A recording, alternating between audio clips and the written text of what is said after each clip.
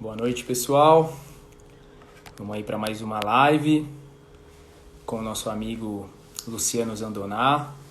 Conforme as pessoas forem chegando aí, a gente vai conversando. O pessoal está começando a entrar. Boa noite.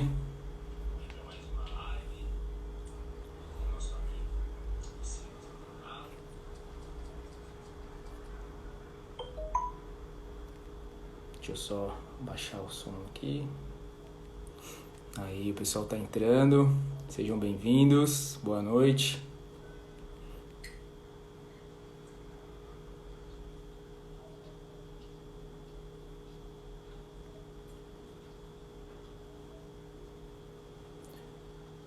Ó, o Zandoná já entrou. Pessoal, eu vou convidar o Zandoná aqui.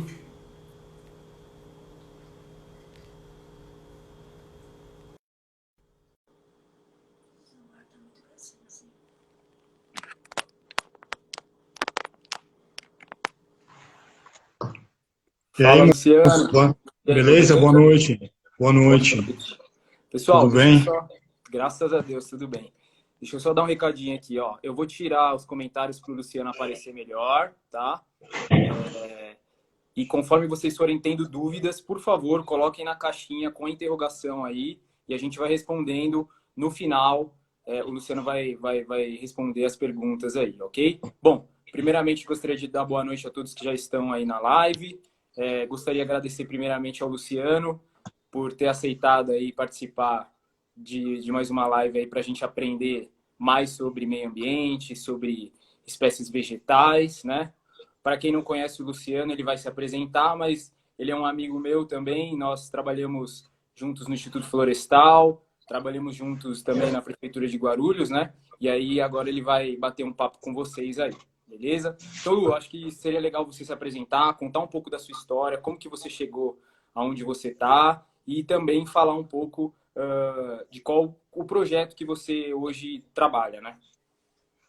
Beleza. Bom, em primeiro lugar, obrigado aí, né, pelo convite. Um prazer aí poder conversar um pouco sobre as plantas, sobre as orquídeas. Querendo ou não, mesmo a gente sendo um país mega diverso, vegetação fica sempre em segundo lugar, né? Sou biólogo, em primeiro lugar, amo a fauna, mas você pode ver que ela é mais emblemática, ela toma lugar, muitas vezes, 90% dos projetos ou dos esforços de conservação são para conservar espécies de fauna, espécies ameaçadas, ou para conservar o bioma inteiro. A gente tem muito poucos projetos voltados para espécies vegetais específicas ou para grupos específicos. Então, obrigado aí pelo convite, que é uma oportunidade para falar sobre isso. Mesmo Bom, nós como eu já temos falei, os melhores botânicos do mundo, certo? Nós temos muitos sim, botânicos. de expressão com grandes trabalhos, né? E mesmo assim, mas isso é um problema mundial, né? Chamado de cegueira vegetal. O ser humano ele tem dificuldade em enxergar a vegetação. Né? Ele olha aquele negócio como maciço e não como indivíduos compondo algo maior. Bom, então eu sou biólogo, eu fiz mestrado em biodiversidade vegetal pelo Instituto de Botânica de São Paulo. Trabalhei com orquidácea desde a iniciação científica. Comecei o trabalho no Parque Estadual Cantareira. Trabalhei lá com diversas pesquisas, sempre trabalhando com plantas resgatadas.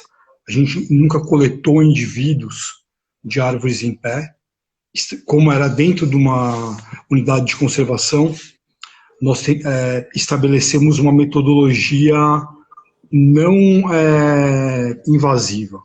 Sim. Né? A gente só resgatava a planta de árvore caída, ou seja, essa planta ela iria se perder.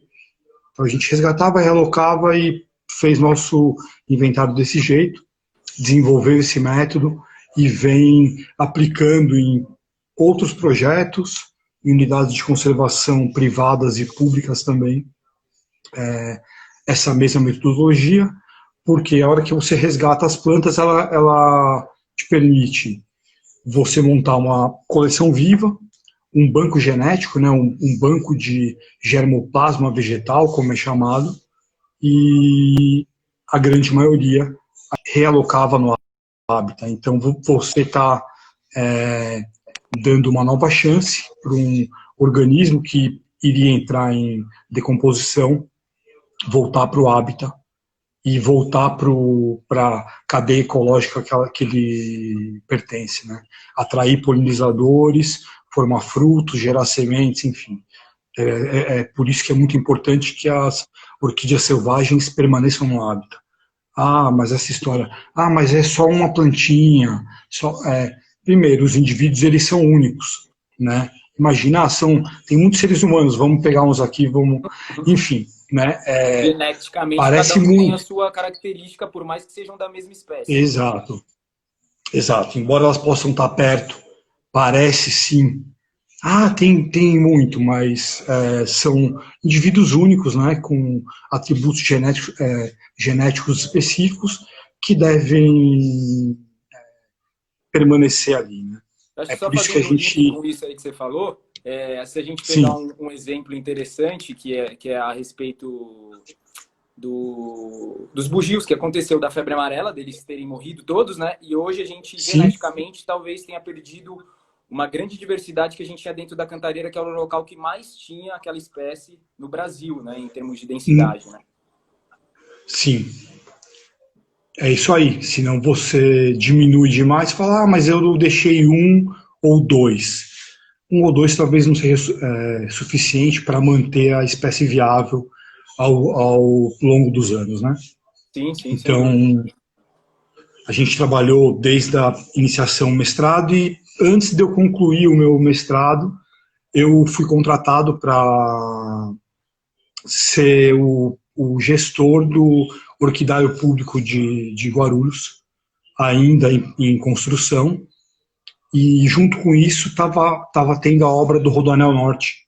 Estavam suprimindo 300 hectares de Mata Atlântica, divisa com o Parque Estadual Cantareira, e nós resgatamos mais de 10 mil orquídeas, bromélias e outras plantas Muito. para compor, né, o acervo do orquidário público, e a maior parte a gente relocou dentro do Parque Estadual, porque Sim. não tem sentido você manter 1000 indivíduos na mesma coleção.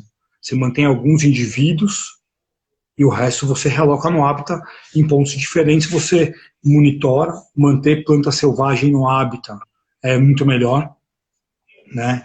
Sem dúvida. Planta em coleção, planta em vaso, se você descuidar, morre.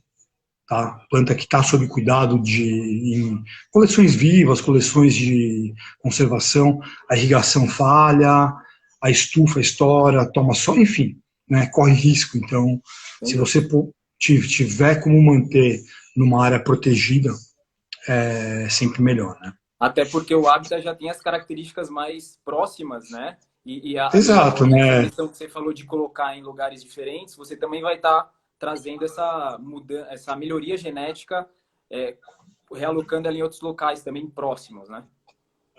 Exato.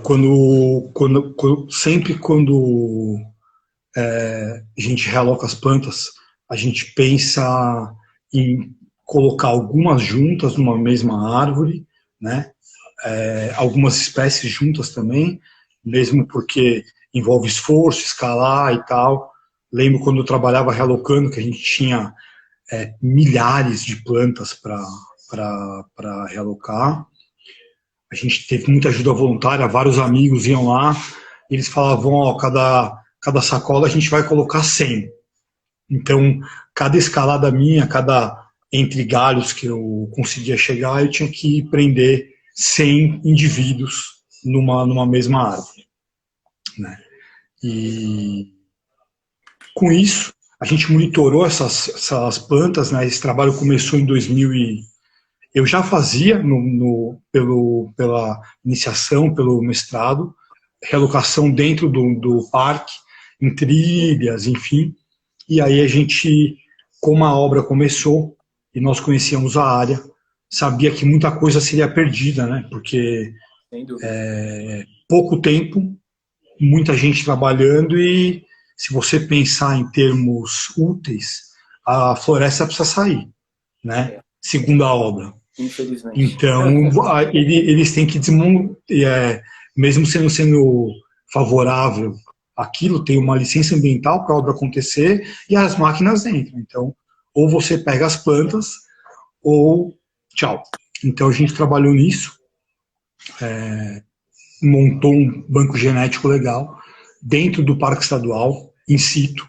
Então, a gente tem mais de 5.000, 6.000 plantas realocadas nos 4 núcleos do Parque Estadual, lógico, em áreas intangíveis, fora de trilhas, para que a planta possa sobreviver, principalmente, né? A gente tem as mudanças climáticas, a gente tem a diminuição das áreas, né? O aumento, então, dessa temperatura, dessa borda, influencia na Sem dúvida. sobrevivência dessas plantas. Então, Poluição, fora esse, sim, vamos pensar que micropoluentes, né, que sim. vêm dispersos pelo vento, eles podem se depositar em micro-orquídeas, enfim, e pode dificultar, claro, o processo fotossintético. Ô, Lu, Né? dois comentários em cima disso que você fez. Um é que eu acabei participando também nesse momento em que foi retirada a mata, né, lá na época do Rodoanel. E Sim, nessa época eu trabalhava dentro do Instituto Florestal e eu trabalhava com identificação anatômica de madeira e a gente, como foram derrubadas várias árvores, a gente acabou pegando algumas bolachas das árvores que foram derrubadas, sim, identificamos elas e armazenamos também na xiloteca, né, que é onde guarda madeira. E isso que você comentou, acho que nem todo mundo conhece essa nomenclatura aí de intangível. Intangível, pessoal, o que ele está querendo dizer é que ele tirou algumas orquídeas de algumas espécies até bem raras, assim, de certa forma, né, e colocou em lugares que as pessoas não têm acesso, ou seja, são locais do parque onde é bem centralizado, né, para que não haja o risco de retiradas e etc. Né? enfim, né, a gente tenta evitar, porque a gente fez um experimento em uma trilha de uso público, realocou 143 plantas, 142 à altura do olho, para trabalhar em atividades educativas, e uma a gente colocou em uma forquilha, a uns 6 metros, enfim, subiu e colocou. Né? Em 5 anos de monitoramento, sobrou só uma planta, a planta que estava no alto. Na O forquilha. resto, enfim, né? Alguém levou embora. Elas duraram até um tempo. Foi legal ter você guiar grupos e poder usar, porque ela é uma ótima ferramenta educativa. Né? Sim, sem Já dúvida. numa reserva, já numa reserva privada, a gente desenvolveu um trabalho por quase 5 anos no Legado das Águas e as visitas não eram livres, como a maioria das unidades de conservação. O cara não entra ali alheio com uma sacola e pega o que quer. Então, nós implementamos trilhas de uso público com milhares de plantas realocadas, milhares de espécies à altura dos olhos, e lá elas sobrevivem ainda, porque tem uma fiscalização efetiva e tem uma visita estruturada. Infelizmente, esse não é um problema nosso só, brasileiro. Em muitos locais, as pessoas elas têm esse mau hábito, vamos chamar assim. Ah, eu quero ter. Mas você pode comprar uma planta de um orquidário comercial, né? Você pode, mas eu não acho essa espécie. Então você compra uma outra similar, tem milhares de espécies propagadas de sementes, né? Que você pode comprar sem prejudicar, porque quando você tira uma planta selvagem, como eu falei, ela deixa de ser polinizada, ela deixa de dispersar uma cápsula de sementes com milhares de sementes, e talvez seja a chance dessa planta ocupar uma nova área florestal, enfim, né? Você está gerando buracos, né? Não justifica, No né? ecossistema. Se eu não posso caçar um animal selvagem e ter ele em casa preso comigo, eu não posso ter um organismo selvagem, fruto de extrativismo, de coleta, Eu tenho até uma para historinha legal para contar o meu disso que deleite, você está né? falando. Na feira, uma vez aqui próximo da nossa casa, que você conhece, uma vez eu vi uma mulher comprando uma planta de um rapaz que vende plantas Sim. de forma errada, né? Arranca da natureza e traz. E aí eu questionei a mulher, né? Eu chamei ela e falei, deixa eu te fazer uma pergunta. Você sabe que essas orquídeas aí são contrabandeadas e tiradas da mata? Ah, não, mas não tem problema. Eu moro aqui em cima na Cantareira, eu vou colocar ela na mata de novo. Eu falei, então, mas provavelmente essa daí pode ser da Bahia, pode ser do Espírito Santo, pode ser de outro lugar, né? Então você vê a consciência da pessoa, né? Não, Então, mas pensando, infelizmente a gente encontra isso ainda. essa daí ainda teve uma visão, mas enfim, de uma forma ou de outra, se a procura, se só existe essa coleta extrativista porque o sujeito vende. Sem dúvida. Se você tem um comércio, tá?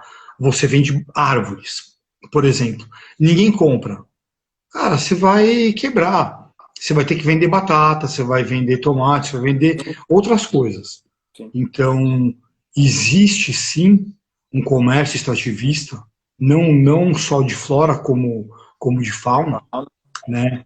Anfíbios, insetos, enfim. Se você der uma busca agora no Mercado Livre, eBay e tal, e procurar, você vai achar serpentes, você vai achar anfíbios, você vai achar tudo que é ilegal, né? Então é isso. Se tem procura, Tem. alguém precisa muitas vezes, trabalha, a gente sabe que o Brasil ele ainda é um país com muita floresta, com muitos espaços verdes, com Sim. comunidades às vezes nesse entorno, com poucos recursos, Falta né? consciência ambiental, né?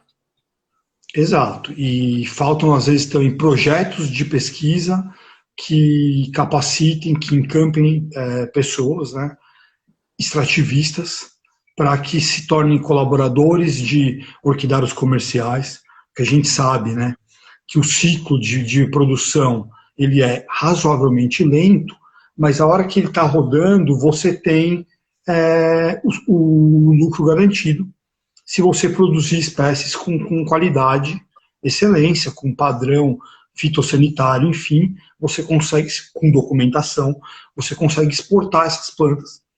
Você Legal. tem lucro. Não Sim, sim. é alface que você vai vender em meses, mas são plantas que você vai vender em 3, 4, 5 anos, né? Você vai ter lucro. Você vai ter planta florida, porque a gente sabe que orquídea, um pequeno número de colecionadores compra a planta pela planta.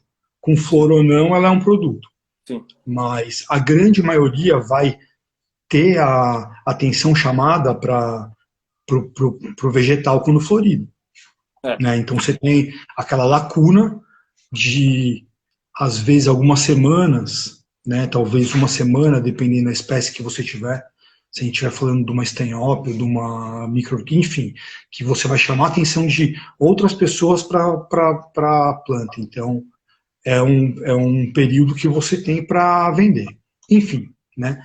Mas existem milhares de plantas para você comprar e não financiar esse comércio Tipo de comércio. extrativista. A gente vai falar no É finalzinho um isso. pouquinho sobre isso só. Mas legal, já que você já falou, a gente já agilizou uma parte. Bom, eu acho que, pessoal, quem quiser fazer perguntas, tá? Na caixinha de interrogação aí. Lu, eu ia te perguntar qual que você acha que é qual a maior importância da orquídea, principalmente a importância ecológica dela, né? No hábitat natural.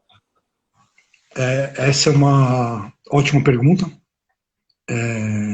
Uma pergunta que muitos pesquisadores se fazem, né? Ela serve para quê? Bom, é uma pergunta muito ampla, mas especificamente ela atrai polinizadores. Ela tem flores, né? com formas específicas, com uma pétala modificada chamada labelo, muitas delas ligadas a glândulas, a nectário, enfim. Então, ela é especializada na atração de polinizadores diversos, né? Cada grupo de espécies atrai um grupo de polinizadores e, enfim, muitos deles dependem de óleos, de resinas, de algo que ele coleta nessa flor para poder atrair a parceira. Enfim, para ser muito sincero, a gente sabe de destruir a floresta, mas de conhecer esses pequenos detalhes, a gente tem perguntas infinitas sem resposta. Sem dúvida. Com Né? certeza deve ter algum inseto específico que necessite de alguma espécie específica ou de Não, algumas isso espécies de sim, de orquídeas, algumas espécies né? para eu poder se reproduzir. E isso é sabido já. Mas qual polinizador que está ligado a qual espécie, isso ninguém sabe. A Sim. gente conhece, sim, um número razoável de polinizadores, mas, enfim, a gente conhece muito pouco, principalmente de estudo em plantas epífitas, né? Em plantas florestais. Né? Plantas que vão estar no dossel, que você tem que acessar pela escalada, ou eventualmente quando uma grande árvore cai, no momento Aproveitando, que você. aproveitando, fala como que funciona mais ou menos rapidamente aí, como que funciona esse sistema de escalada? Como que você faz para analisar ou às vezes colocar uma árvore lá em cima? Como que é o processo mais ou menos? É, como a gente trabalha muitas vezes em áreas de floresta preservada, quando a gente começou esse trabalho já há uns 12 anos atrás, nós pensamos em uma técnica de acesso à cópula de mínimo impacto.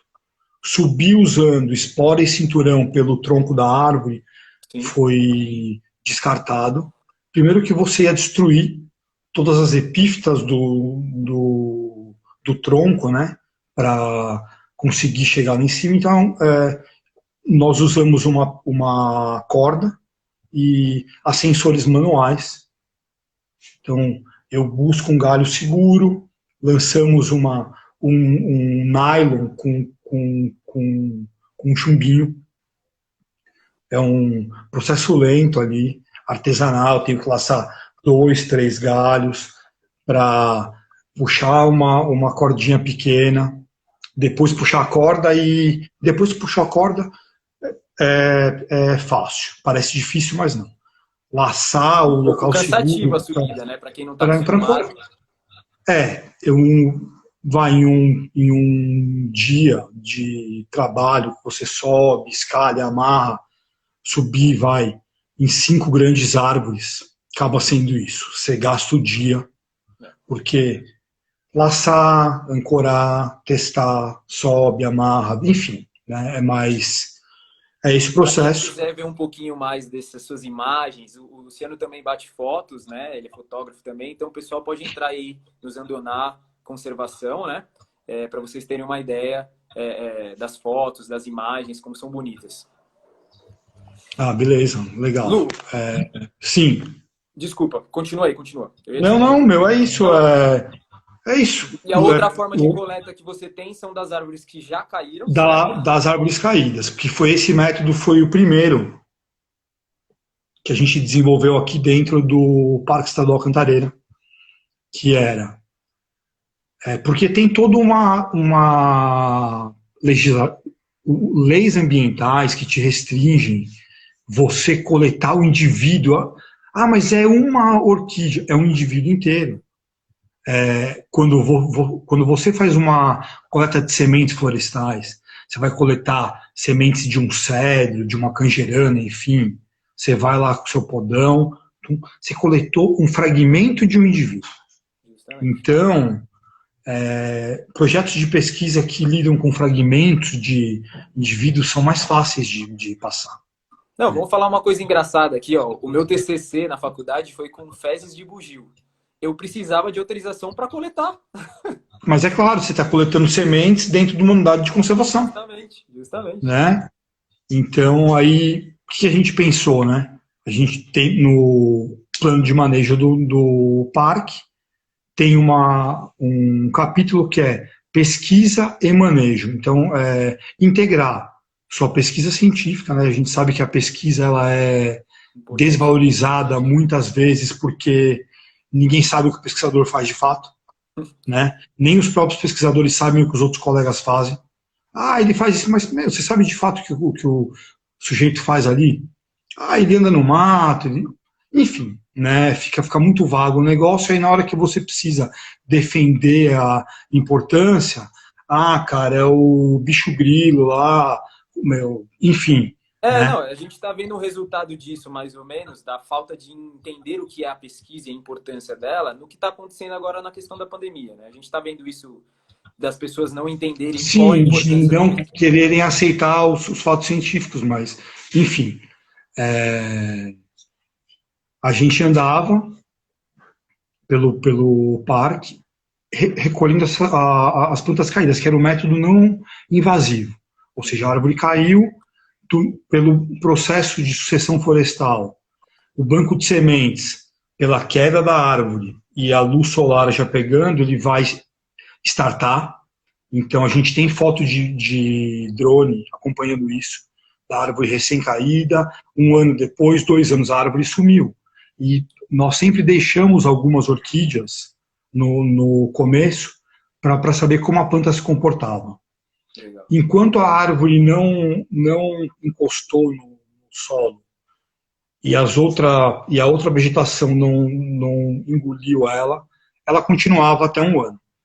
Depois que a vegetação sombreou, o sistema radicular dela tendia a soltar do próprio tronco, antes mesmo que o tronco ficasse podre, ela caísse, soltava do tronco e com o tempo ela caía e morria. Ou seja, ela não faz fotossíntese, provavelmente ela não capta mais tanta água, porque as outras plantas acabam roubando aqueles pingos de chuva.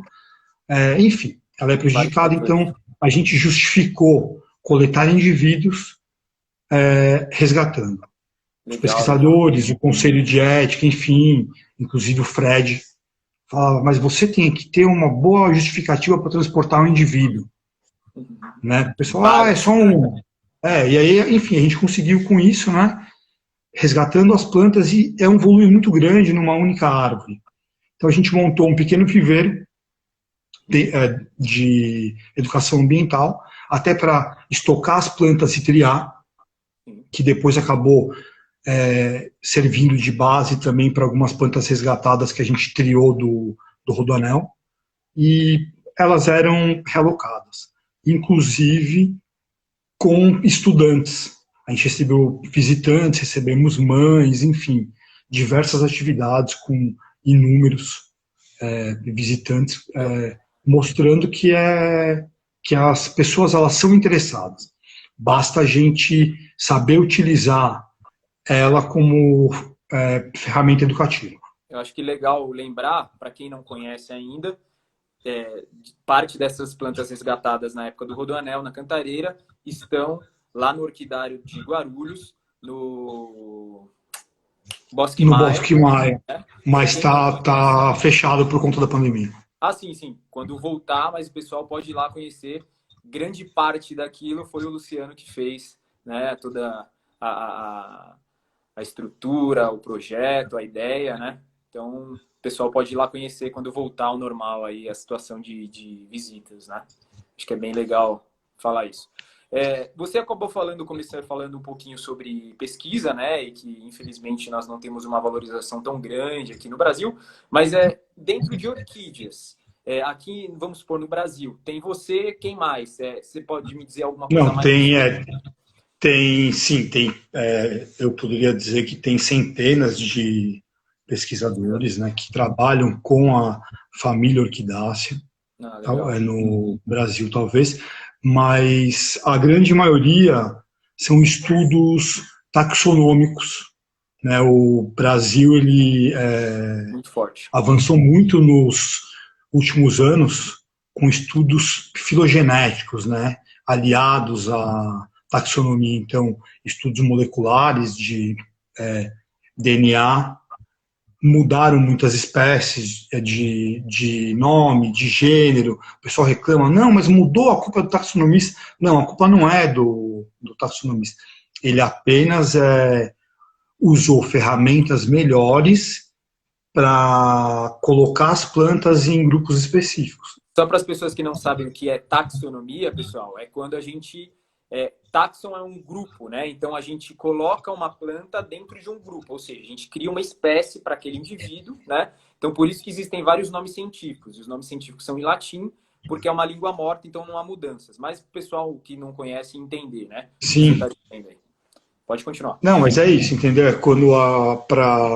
Então, a gente teve muitos avanços nisso, né? O Brasil tem estudos expressivos, né? E pesquisadores e alunos desses pesquisadores, né? Que vem desenvolvendo grandes trabalhos nessa linha, mas a gente tem muito poucos conservacionistas, muito poucos trabalhos efetivos de conservação. Em primeiro lugar, né? A maioria desses estudos acadêmicos, eles são desenvolvidos por alunos, sejam alunos de iniciação científica, alunos de mestrado, alunos de doutorado, né, pós-doutorandos, enfim, né. E, como a gente bem sabe, esses estudos eles têm começo, meio e fim, e muitas vezes o projeto é incrível, mas ninguém continua aquele projeto.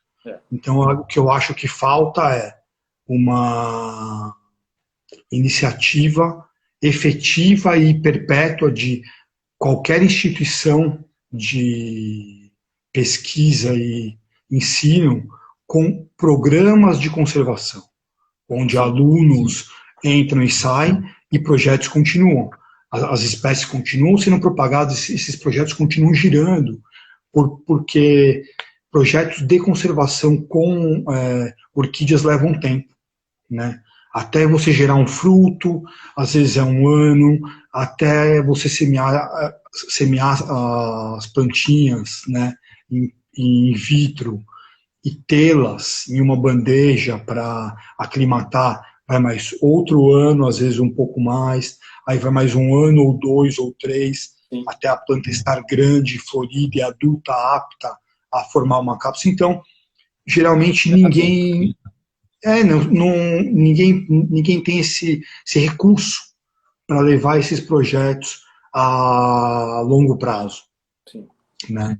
Então, talvez falte incentivo. Por isso, o cara quer fazer um ensaio rápido para poder publicar, porque também tem isso. Você é medido não se você recebeu 1.000 alunos de educação ambiental ou salvou 5.000 plantas, o cara te pergunta onde você vai publicar esse trabalho. Essa é a primeira pergunta quantos papers você tem, qual o seu índice H e tal. Então ele já te quebra as pernas ali. Se você não tiver essa resposta, nem para a página 2 você vai. Mas é isso. Concordo. Então, eu acho que a solução é integrar a academia com organizações não governamentais e até empresas, né? Também. Produtos comerciais. Por quê? O produtor comercial ele tem que propagar aquele material. Ele tem que ganhar dinheiro com aquilo.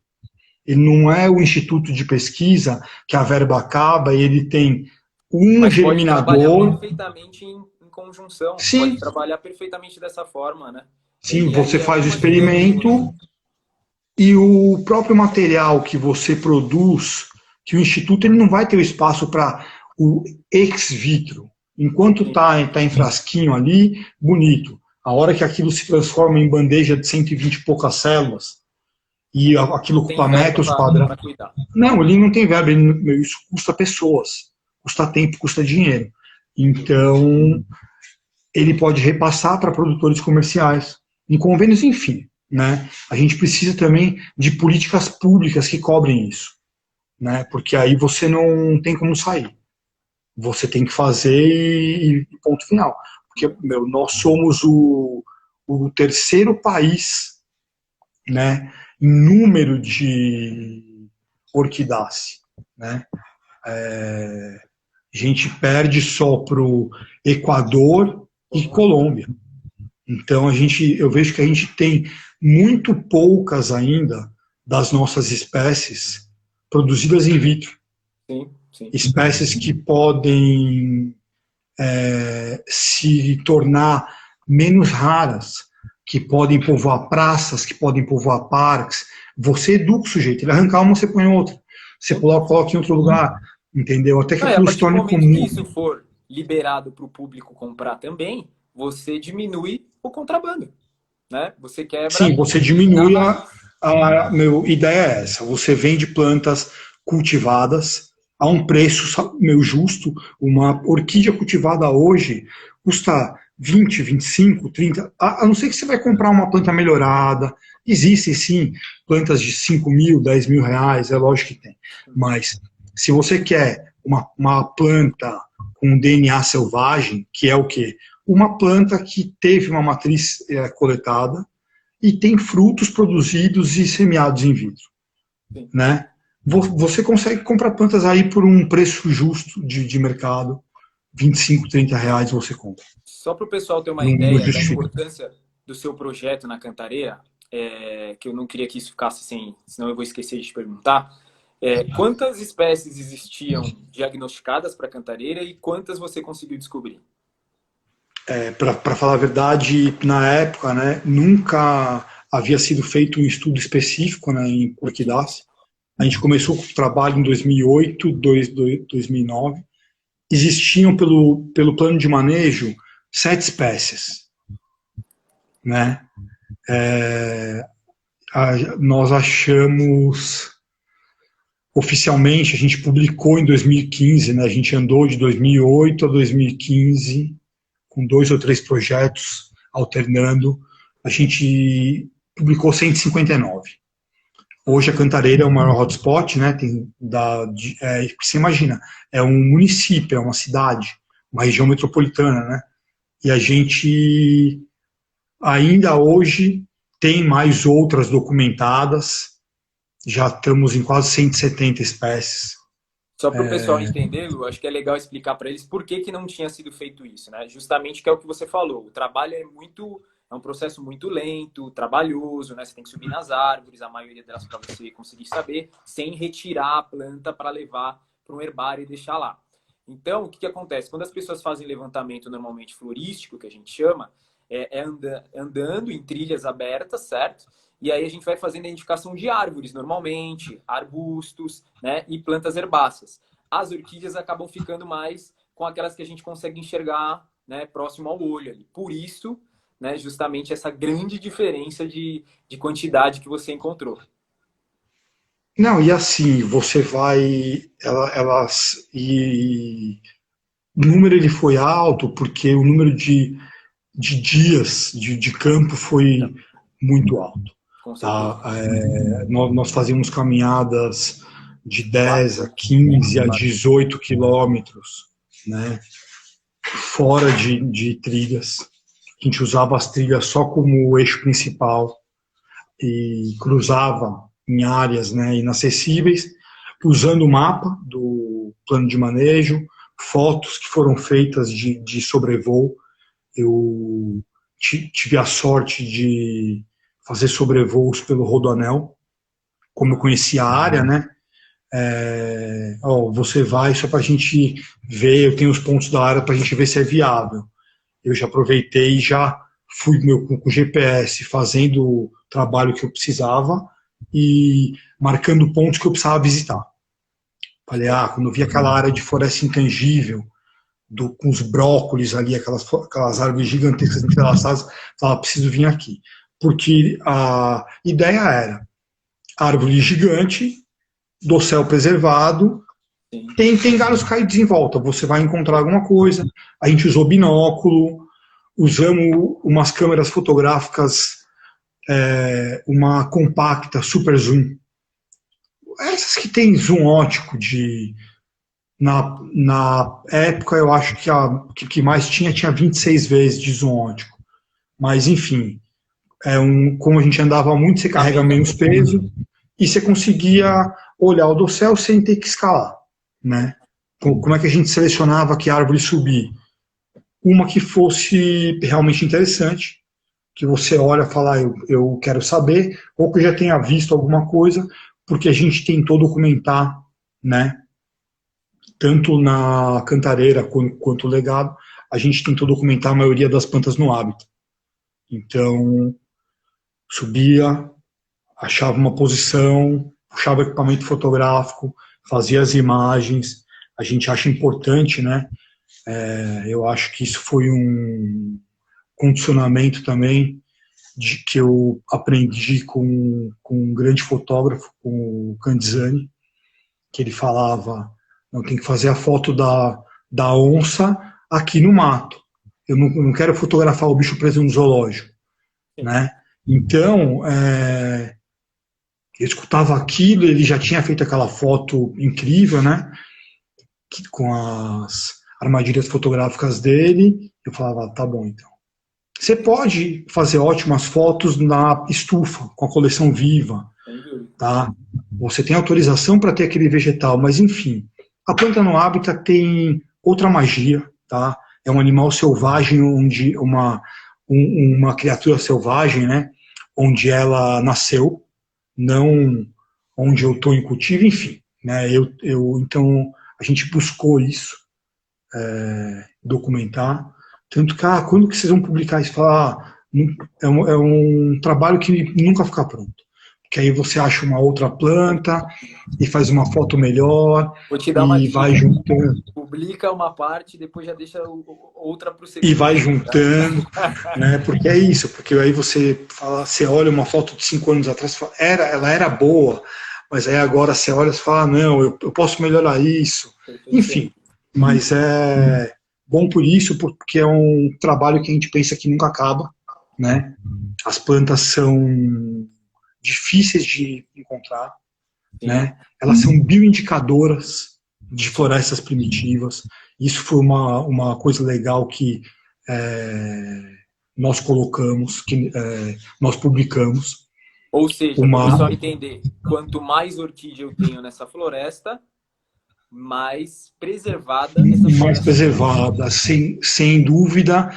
E, assim, se ela tem indicadores, né, que ela está se reproduzindo, é que a floresta está num estado ótimo de conservação, porque as sementes são minúsculas.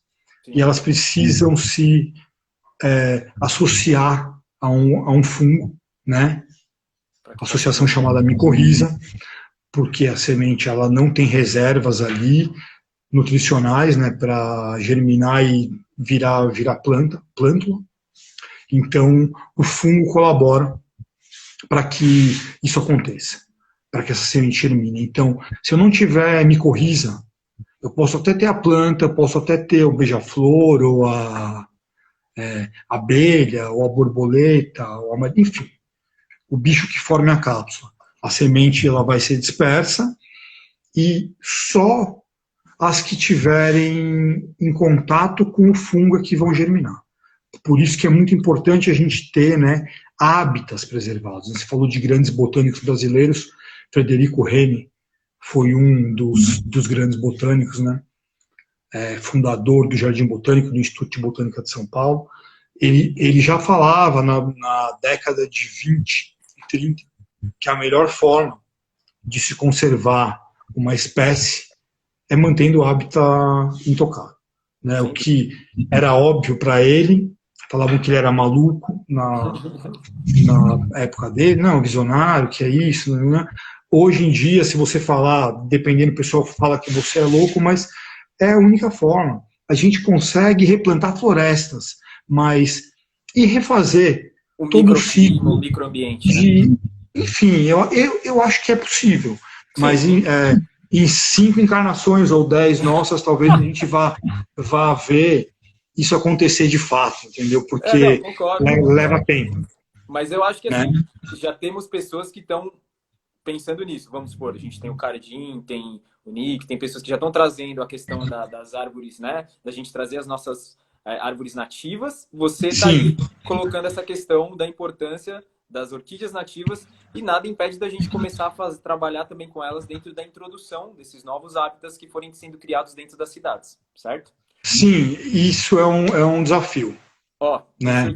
Fala, deixa eu te fazer mais uma pergunta que a gente já falta quase 10 minutos aqui demorou. e o pessoal vai querer com certeza saber. Pessoal, não esqueçam de colocar as perguntas aqui, tá? E não fique assistindo até o final que tem uma surpresa aí da Fábrica de Árvores.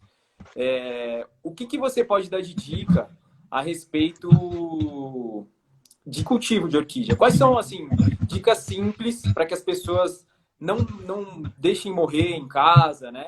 Lógico que isso vai variar de acordo com o local, região, etc. Mas existem algumas dicas que são mais simples. O que você pode falar para a gente aí? Então, né, eu acho que assim, a gente tem no planeta, né, milhares de espécies. E a maioria que nós compramos hoje em dia são espécies exóticas, ou seja, o que é uma espécie exótica? É uma espécie nativa de outro país. Então, são espécies que são propagadas em outros países, Ásia, Holanda, enfim, e são exportadas para o Brasil. Então, muitas vezes eu compro uma planta, né? A maioria das orquídeas do supermercado e tudo são espécies exóticas estrangeiras, né? Algumas espécies nacionais ganham espaço em mercados, alguns oncídios, a chuva de ouro, que ela é bem difundida, algumas espécies de catleia, híbridos, né, de catleia, mas para por aí. É difícil você encontrar uma micro-orquídea. Existem ótimos orquidários comerciais que produzem, por clonagem, sementeira, né, orquídeas dessa forma. Mas essas plantas elas acabam ficando restritas a colecionadores, a exposições, elas nunca chegam ao grande mercado, né? Então primeiro passo é a origem dessa planta, de onde veio? A planta é do Himalaia, então como é o clima lá? Lá faz tantos graus. Mas Luciano precisa disso. Se você quer, tem duas situações. Você pode cultivar a planta, porque muitas vezes a pessoa comprou a planta e ela está dando graça enquanto está florido. Sim. Depois que floriu, joga ela ali e reclama. Essa planta aqui nunca floriu, mas que porcaria. A gente esqueceu da palavra cultivo. É um organismo vivo. Se você tem um pet em casa, um cachorro, um gato, você não tem que dar comida, enfim, tem um trato, né? Ou Não então você dá. Não é só água, né? Mas orquídea no mato é água. Sim, água mais lixiviado pelo tronco, né? De fezes, animais, um decomposto. Você já pensou que ela é uma toceira? São um monte de pseudobulbos ali, ou ramicalis. Aquilo é feito para quem cultiva fica maníaco para limpar, porque junta praga e não sei o quê. Mas se você olhar uma planta sadia, selvagem, ela tem uma grande quantidade de folhas secas, de dejetos que vêm carregados pela chuva, pelo vento. Então, esse é um outro fator importante que a gente tem que falar. A planta precisa de nutrição. Tá? Essa conversa que planta vive de água é papo furado. Né? Se for uma planta selvagem em um ambiente selvagem. Mas uma planta em cultivo, ela precisa sim, né, de uma nutrição que pode ser semanal, pode ser quinzenal, mas ela precisa de uma nutrição regular. Tá? Ou até Se mensal, você... vamos dizer aí, no mínimo, né? Sim, mas ela tem que ter essa nutrição. Tá? Porque a planta, em primeiro lugar, ela precisa ter um bom desenvolvimento radicular. Todo mundo quer saber, mas e as flores? Não esquece as flores. Tá? Flor é o passo 3. Passo 1 é não matar a planta. Passo 2 é fazer a planta enraizar. É fazer a planta ter um bom desenvolvimento radicular. Porque, veja só, parte dos nutrientes ela produz pela fotossíntese. Pelas folhas, luz, ok. Mas ela precisa capturar nutrientes pelo sistema radicular. e água também. Então, o passo fundamental é manter as raízes saudáveis, né? Então, cultivar a planta em vaso. O que é melhor? Bastante água ou menos água? Então, existe uma outra forma de você matar, é matar a planta afogada, tá? Esse é um jeito, leva tempo, mas você mata. Se você regar todo dia. Mas tem também regar todo dia se a planta estiver em substrato. Se a planta estiver em vaso, com esfagno e tudo, você tem que regar quando a planta secar. Às vezes vem uma instrução pronta. Pôr 200 ml de água, aquilo é um papo furado total. Eu acho Por que isso é quê? legal. Aonde a planta está? Isso é legal Né? você comentar, só para a gente dar um exemplo. Eu moro próximo à Cantareira, mas não na Serra, certo? Você já mora mais aí para cima. O que acontece? Você aí tem uma umidade de quase 100%, dependendo da época do ano, certo? De 80% a 90%. Eu aqui não tenho isso. Então é o que você está falando. Aí você vai precisar irrigar menos. Eu já aqui embaixo, por estar em vaso, não tá, né? Eu vou ter que irrigar um pouquinho mais, 2, 3 vezes por semana, não sei, depende da planta, depende da época do ano, né? Então você tem que, como a gente estava falando, conhecer a planta, da onde ela é. Ela é de clima tal, floresta amazônica, né? Você compra numa exposição uma catleia tal, Eldorado. Não, porque você vê a foto, essa flor é linda. Aí você leva para Brasília, Cerrado, né? Umidade baixíssima. Se você não tiver um orquidário ou um cuidado e regar a planta e mantiver, ela não vai sobreviver. Então, uma dica: tente cultivar plantas do seu clima. Pesquise onde você mora, o que é ali? É Mata Atlântica, é Cerrado, é sei lá o quê. Tente comprar plantas da sua região. Elas vão crescer bem, elas vão crescer saudáveis, né? Porque muitas pessoas cultivam para expor. Você vai ganhar medalhas na exposição. Por quê? Porque a planta está crescendo no hábitat perfeito. A gente já viu isso. Plantas que estavam sendo cultivadas no orquidário público de Guarulhos, que lá dá uns 800 metros, mais ou menos. Estavam indo razoável. Eu tô com o tempo corrido aqui, só para a gente finalizar as dicas. Tá bom. O que eu posso usar para nutrição? Tem adubo orgânico e inorgânico. Como que se chama o nome do adubo? Só para o pessoal mais ficar a par disso e a gente já vai entrar. A questão é a seguinte: tem várias formas para você nutrir a planta.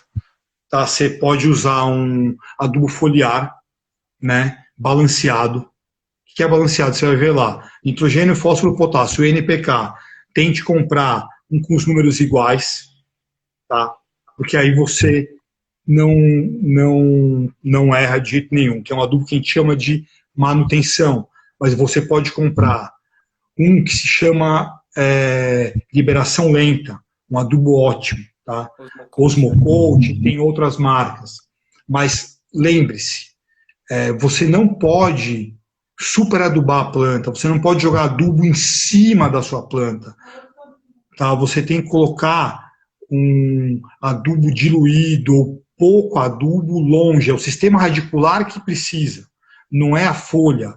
A folha não vai comer, embora se chame foliar muitas vezes. Tá? A absorção foliar é mínima. O adubo escorre pelas folhas, né? Ele fica na folha. Cada vez que você rega, ele escorre e ele vai para o sistema radicular. Então, a gente tem que pensar o seguinte: eu não posso comer 5 quilos de comida uma única vez. Eu tenho que comer 200 gramas ao longo de muitos dias.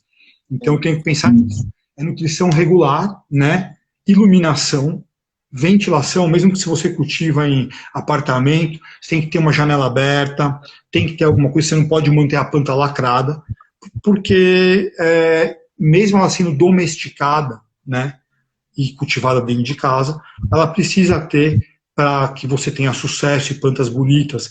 E as flores, então, né, que é o que todo mundo quer saber, mas e flores?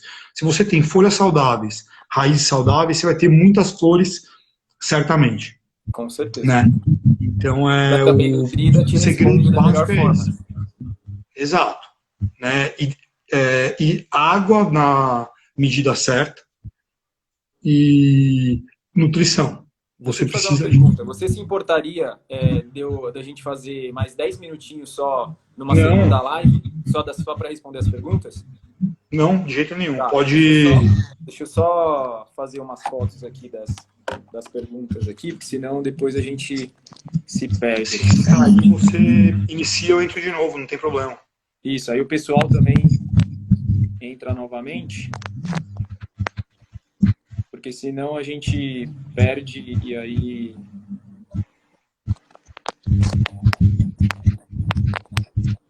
Vamos lá. Bom, eu acho que dentro do assunto de cultivo, acho que seria isso mesmo, né? Você lembra de mais alguma coisa? Não, e assim, né? Cultivar em vaso é uma saída, mas se você conseguir cultivar a planta com raízes livres, né? Presa a uma plaquinha, presa a um troquinho, presa a um leque, é outra vida. Então, sim, é outra Querendo opção ou não, também. E tá? é o que ela vive naturalmente, né? É igual Se você você colocar a pensar, planta no tronco, né? Eu acho exato, que a uma dica planta ela legal não para enfia isso... as raízes, ela corre as raízes sobre o substrato. Tem uma pequena camada de musgo ali, entendeu? Porque Base. assim, entre você matar as raízes por excesso de água, aí você fala, a planta murchou, né? Eu preciso molhar. Você olha a planta, ela não tem raiz, tá com as raízes pretas, com as raízes mortas, né? Então, regar demais pode ser prejudicial também. Você tem que tomar cuidado. Se você cultivar ela fora do Pode substrato, sugar a planta, né? aí você pode molhar à vontade.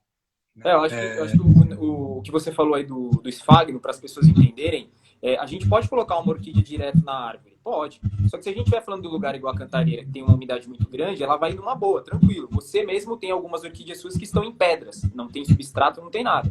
Porém, A se a gente maioria. falar da cidade onde é mais quente, o ideal é sempre colocar uma mão pelo menos de esfagno para o quê? Quando chover ou você irrigar, aquela umidade fique presa ali por um tempo, certo? Sim, para ir liberando para a planta ao longo desse dia, né?